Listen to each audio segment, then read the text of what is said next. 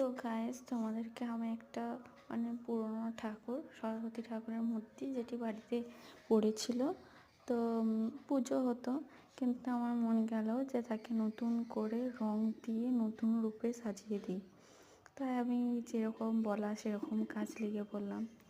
প্রথমে সিঁদুরটা তুলে নেবার চেষ্টা করলাম, তারপর তুলি দিয়ে, তারপরে কানি দিয়ে সেই যত গায়ে নোংরা ছিল ঠাকুরের সেগুলিকে মুছে ফেললাম। দেখো, তোমরা দেখতেই পাবে আমি তুলি দিয়ে যেগুলো খাঁজে খাঁজে যেগুলো ময়লাগুলো রয়েছে সেগুলোকে তোলানোর চেষ্টা করছি। তো ফাইনালি এইভাবেই করতে থাকি।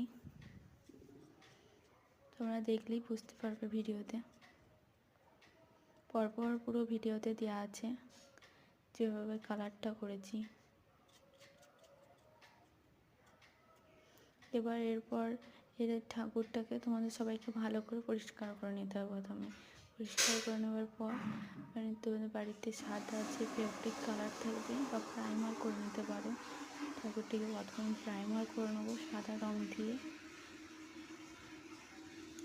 তোমরা দেখো কীভাবে আমি করছি, সেরকমভাবে তোমরা একটি সাদা প্রাইমার নিয়ে তুলি দিয়ে, মোটা তুলি দিয়েও করতে পারো। তো দেখো আমার কালার করা পুরো কমপ্লিট।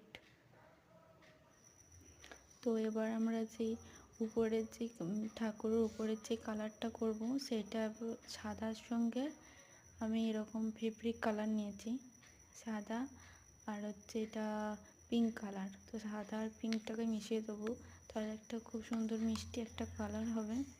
তোমরা দেখো কীভাবে করছি।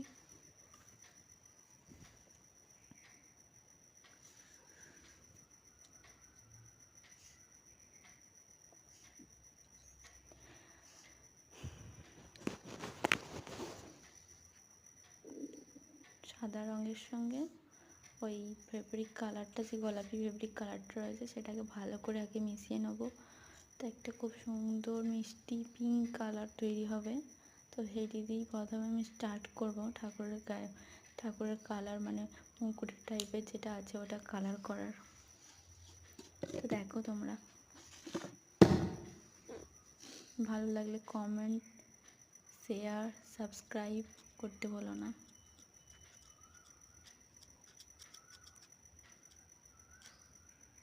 আর এরকম আরও ভিডিও যদি তোমরা দেখতে চাও তাহলে কমেন্ট করো, কমেন্ট বক্স খোলা আছে।